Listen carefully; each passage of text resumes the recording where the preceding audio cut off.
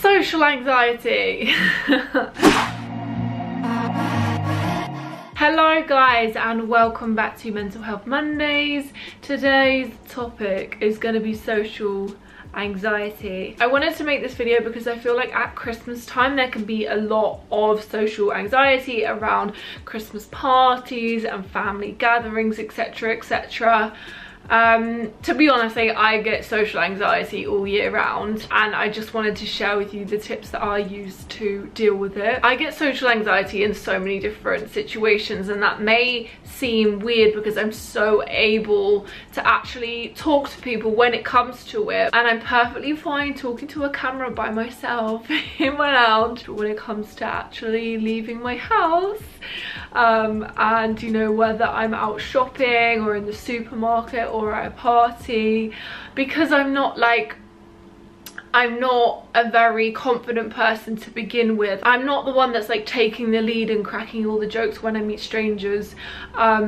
I just find certain situations that I can feel quite overwhelmed, and especially with my job, it means that I get to go to all these amazing events and meet other people that do the same things as me, and that's actually been really good for my social anxiety. But I have found in the past that I've turned a lot of things down, and also social anxiety has kind of ruined quite a few events like that, and it just in my life in general. So we're gonna get straight into the tips for this, and number one links right into what I've just said. Remember, avoiding the situations lets anxiety win. The more we let anxiety win and the more we turn down going out or doing certain things or talk ourselves out of doing it, the more our brain is going to use this as a way to cope, and our brain is going to think, okay, I need to be scared of doing whatever it is that you're scared of doing. The difficult thing is there is a danger of like overexposure. So say there is a family gathering that you are dreading going to, but you're like, no, you know what, I'm not gonna let anxiety get the better of me. I'm gonna go and I'm gonna show up and I'm gonna show anxiety who's boss.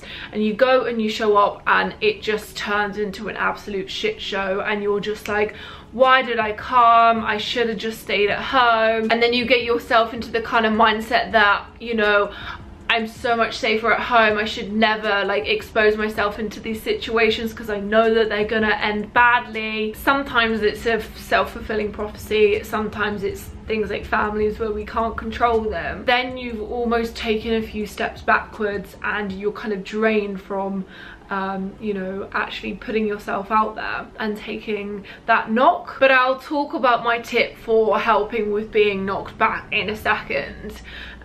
What I think it's important to remember, if you are avoiding certain situations, if you are turning down nights out with your friends, or if you don't feel able to go to the supermarket by yourself or do anything by yourself, ask yourself like, what is it that you're actually scared of? Because a lot of this anxiety stems from fear, and it's social anxiety is to do with other people. So what would be the worst case scenario of what could happen? I think getting to the root cause of the problem by asking ourselves rational questions, because rationality is the opposite to anxiety, that is how we can help ourselves move forward. So it's so important to question the validity of your thoughts, of these thoughts when you get asked to go somewhere and you're thinking, oh my god, what if this happens, what if this happens? What if it doesn't happen, and what if you have an amazing time and it all works out great? Number two, and this is to do with getting knocked back. So like I mentioned, you plucked up the courage to go to a situation and it went to shit. So, you know, you finally put your hand up in class to answer a question and it wasn't quite right, and the teacher told you that you were wrong, or you asked the guy that you fancy out and he said no, or you finally stood up to a friend in a situation and they reacted badly. The point is that you did it. You put yourself out there, you went to the place, you put your hand up, you asked the guy out, you stood up to your friend, you did that for yourself. You took the steps to overcome your anxiety, and you were brave and you were strong. We need to avoid focusing on other people's reactions and actually focus on, okay, I did that. Like, the thing is, you can't expect everything you do to have a good reaction. You can't expect everyone to react well to you finally doing something that you've like plucked the courage up to do. Like, that's just not how it is. You need to learn to praise yourself for doing it, and remember that what matters is that you took your own needs into consideration and you overcame your anxiety to take that step to do whatever it is that you are anxious to do. Number 3, create an exposure list, but do it in order. So the only way we are going to be able to get over social anxiety is by exposure. And by exposure, I mean going out there into the real world and doing the shit that scares you. We can't do it by staying inside. And yeah, you can stay inside and you can go to therapy and all of that, and that is great. But at the end of the day, we're going to have to face our fears. So what I would recommend is writing down a list of maybe like 10 anxiety provoking situations.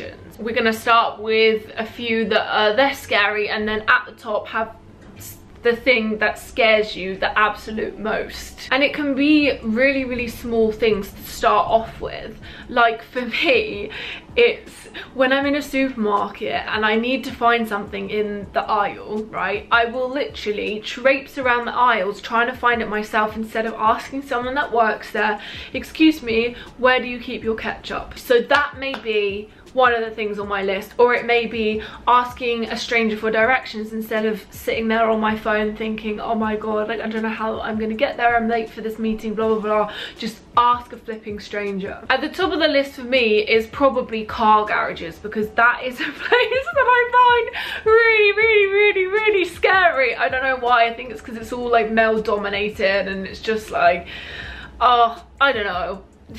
Car garages are just a thing for me. I would actually say I would much rather go on like 10 dates than go to a car garage. But anyway, I will link some worksheets below that I found when I was doing my research that will really help you with making your exposure list. Okay, number 4, remember that you are in control. You are free to react however you want to react in any situation. So if you're out somewhere and you don't want to be there, you are free to leave at any time. If things get too much for you in any situation, I mean, bar some situations, like say you're on a plane, you can't really go off and find a quiet space. But I guess there's always, you know, you could walk somewhere on the plane, or you could tell a flight attendant how you feel.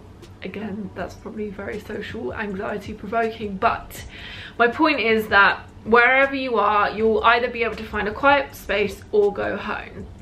And you need to remember this. You need to remember that you're not trapped and that there are always options. Sometimes leaving is the right decision. Now, I have been on nights out where I have just felt like if I stay out, I am gonna just drink myself into oblivion, and in the mindset that I'm in, that's not gonna be good for me, and that's not really what I wanna do. Like, I don't really wanna have to get blind drunk to have to be able to cope in a situation and have to have a good time, you know? So sometimes I've had to call either like my boyfriend at the time or my mum to come and pick me up in that situation, because I've made the rational decision that I don't want to be here, and that is fine. And you just need to know that that is always an option, and you shouldn't beat yourself up if you do have to leave. My final tip: don't predict the future. Anxiety is all about us predicting that something bad is going to happen. We are constantly living in the future. But let me just let you into a little not so secret. You cannot control the future. The only moment that you can control is where you are right now. We can't control the past either, so there's no point worrying about things that you've done in the past. If we can't control the future, then why do we spend so much time worrying about future scenarios? I saw this quote somewhere and I can't remember exactly what it was, but it was something like, anxiety makes us go through a situation twice. So first of all, in your head, and then second of all, the actual event. And this is so true. Like, why would you want to put yourself through any difficult situation twice? And also, what, like, why? I mean, obviously like, I know why, because anxiety is irrational. But when you think about it like that, you just wouldn't, like, you waste so much energy worrying about pointless things with anxiety.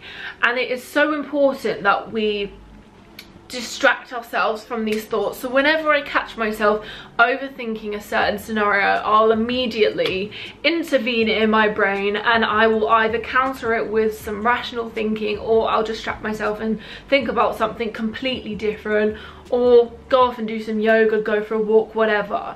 We need to think about the positives of a situation. So if we're talking about a family gathering situation that you're anxious about going to, and you're thinking about it the whole week in the lead up to it, and you're worrying about every single scenario that could go wrong with it, you need to think about the positives, about how good you're gonna feel when you've gone to that family gathering that you knew was gonna be difficult for you, and you have managed to get through it. Think how amazing that is gonna feel afterwards. So think of the positives, try and think rationally. Social anxiety is a bitch.